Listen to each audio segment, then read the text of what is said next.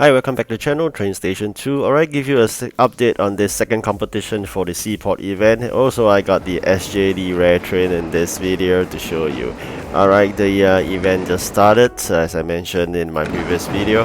I'm going to start very late, so as usual, starting late in the competitions has the advantage of able to climb to the top spot. So here we are, just started. As you can see, it's 2 day 10 hours, so it just means that I'm 14 hours late which is fantastic because minimally roughly about 12 hours late, that'll be great, but as I'm 14 hours late, I believe it'll be even a better group that I mix with, better place in terms of relax, chill, and not very competitive aggressive group. Alright, so that's how it works normally.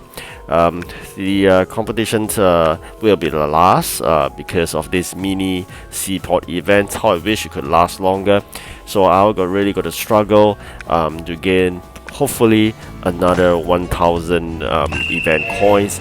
I really miss that legendary trains. I really want to fulfill that legendary train collection, one and the last one in Britain, the region 1 itself. So if I happen to do that, I will complete that collection and I'll be really happy for region 1. The Seaport events, unlike the previous one, there will be a very long event and I managed to claim really a lot of those containers, but this one here, so far I only managed to claim one legendary trade. So probably if Lux comes into play, we get first, we get about 250, and then together with the ongoing efforts of claiming about roughly 50 points for 3 jobs, i.e. from these 3 sailors here, that would hopefully accumulate 1000 and we can manage to do another one. If not, the next best would be an epic for Germany. I think it's 640. That would be something that I would wish to at least attain from this second competition itself. So that is my target. Minimally, one epic from region 2 and hopefully the one that I miss. If possible, I really hope for region 1 legendary. Alright, with the head start and some of the hard work, managed to climb to the top spot and got level up to 171. Although I wish that I do not progress as fast because once I hit 200 level, may need to go on to region 5, and that's something that I do not wish to go over too fast. I have not saved enough event, so-called the medal keys. I need 3000 minimally. I only 60 right now, and why I do not save is because I still want to open those containers, hoping to get the region France missing trains. Like I think I got 3 missing trains in region 4, so I really hope to get them. Otherwise, once I cross the region, getting them will be very difficult, and it's only possible through Seaport event. And with such instance of a Seaport mini event, I guess this is the way forward, which means that always there will be mini events instead of full long events, right? So that means that getting the missing trains from the old regions is getting tougher, if not almost impossible, unless you spend gems, and I'm not going to spend any gems on containers. I'm going to emphasize that. It's not right, because those hard-earned gems should be spent on upgrading your factories. Your factory stays with you and will help you to gain competitive edge, be it as additional warehouse spacing, be it preparation for competition and whatnot. So if possible, upgrade your factory is really important. I've upgraded a few full, right? So you can see here, no more upgrade buttons. That's what you get when there's upgrade button. It means that there's still onward upgrading to be done. So warehouse space is still tiny, not as large as I wish to be. Upgrade population is an ongoing process and a tough one. So with that only, then you can upgrade your warehouse. So upgrading factory will act as your warehouse interim, which is totally perfect idea. Okay, here we are. Do those stuff that you can't grab instantly from the factory, like for example copper. There's no point to put in steel in the smelting plant, because you can grab steel straight away from the steel factory with a couple of minutes. but you can't grab copper from anywhere else. You must manufacture them, right? So that's why I will do copper, and then pack the factory with copper, and of course glue as well, and plastics. You can't have those factories. You got to grab those oil and wood to do up your glue, and so you got to better prepare all this stuff before you move on. So this is something you got to make sure, and you got to juggle with the warehouse spacing. So that's why a good management in terms of timing, basically you got to work the boat's requests first, those first in first out concept. The first boat, you got to work on it before it expires, before you move on to the next boat. That's one. So if the boat's request for certain items and you have it in the factory, do not bring it out first if it's the second boat or the third boat, unless you have finished your first boat, okay? Because unless you have fulfilled all the items in any of the boats, then of course you can bring them out and get that boat out, right? So that is one way. If you only have a partial items available in that second or third boat, then do not bring it out of the warehouse, okay?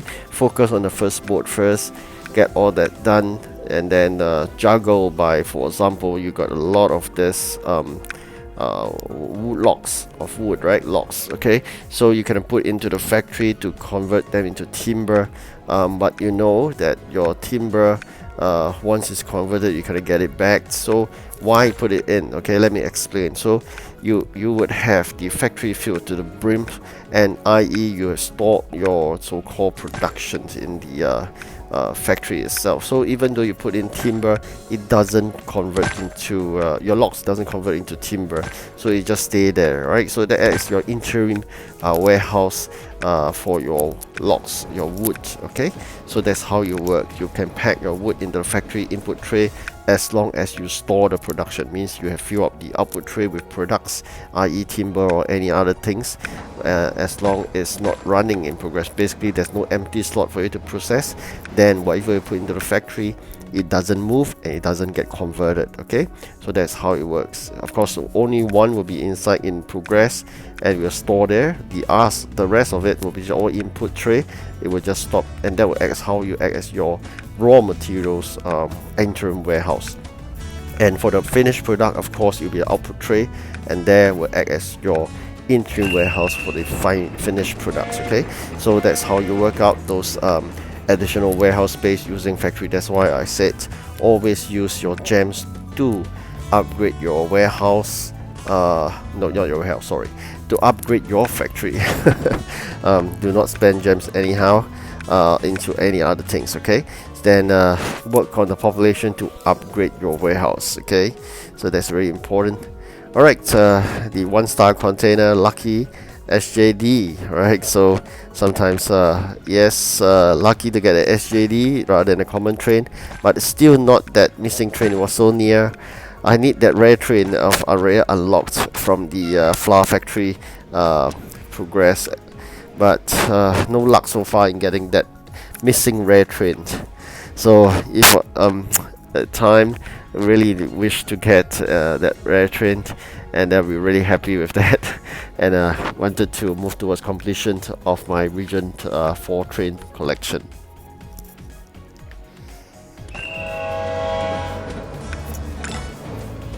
Alright, so you can see sometimes just missing by a few numbers, but that's part and parcel of this whole game itself. Capacity of your train is very important.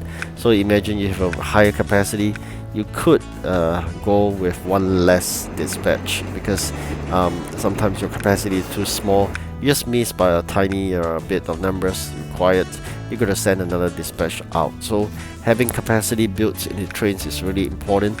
Every single trip you made, you may have saved at least half or one whole trip. If you're fully upgraded, for example, 80 legendary train, you would send just 180, and that will fulfill 240s as a basic legendary train. So it's basically saving one trip. But upgrading your trains to the maximum is not easy.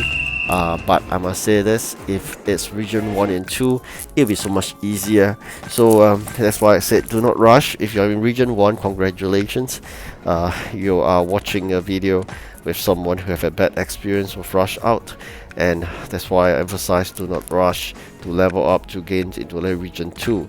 If you're in region 1, really emphasize get all the fleets of collection of your trains, get all the duplicates, get it all upgraded into the capacity before you move on to region 2, and work on that 5 building technique to up your population all the way that you could, then increase the warehouse space. So some people may even not even be 100 levels, their warehouse may be already 10,000, but for me it's not even there. So along the way I'm being pushed up slowly, gradually by the XP 173 already, and still the top spot. Alright, good luck for the competition. Goodbye.